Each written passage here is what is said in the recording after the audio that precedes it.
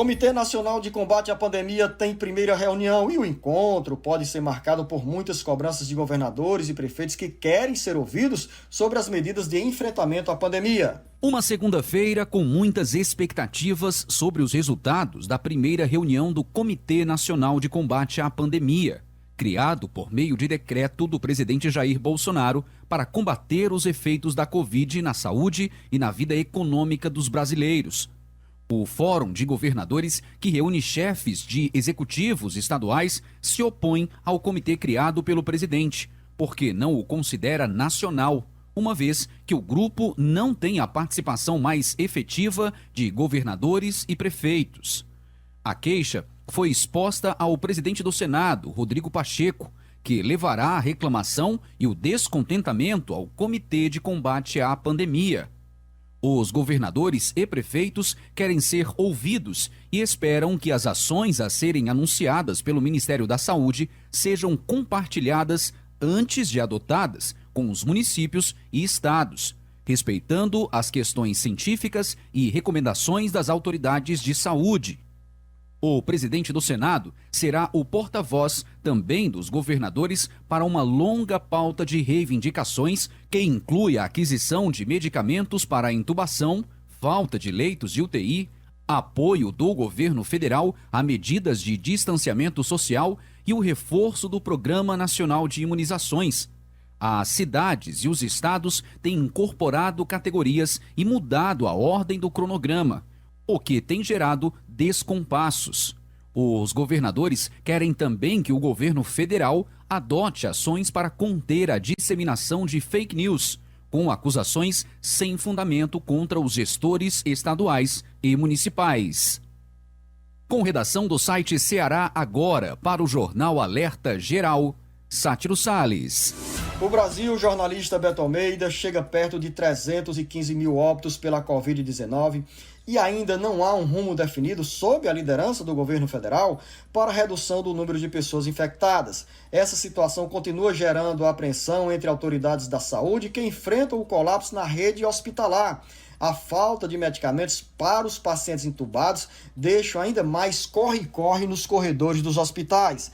Nesse cenário tão adverso, pelo menos, jornalista Beto Almeida, uma notícia que representa esperança. O mês de abril está chegando e, pelas projeções, serão muitas doses de vacinas, além dos imunizantes comprados pelos governos estaduais e municipais. O Ministério da Saúde tem também programação de distribuição de mais vacinas. Luzenor, a gente precisa encarar as coisas com otimismo, não tenha dúvida. Não é fácil, porque você observa o seguinte, olha só.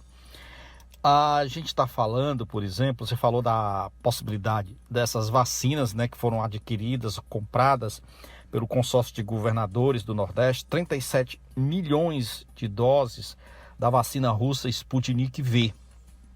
Previsão de chegada aí lá pelo mês de maio, por aí. Só que ontem mesmo os órgãos de notícias estavam, por exemplo, anunciando que a Anvisa suspendeu o prazo de análise dessa vacina russa, porque o laboratório não entregou todos os documentos necessários para a avaliação do imunizante contra a Covid.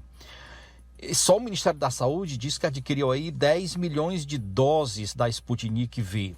E é uma notícia que não é boa para a gente que tem pressa, né? Que tem um calendário apertado para que essa vacina chegue o mais rápido possível para nós, por meio dessas compras feitas pelo consórcio de governadores, feita pelo governo federal.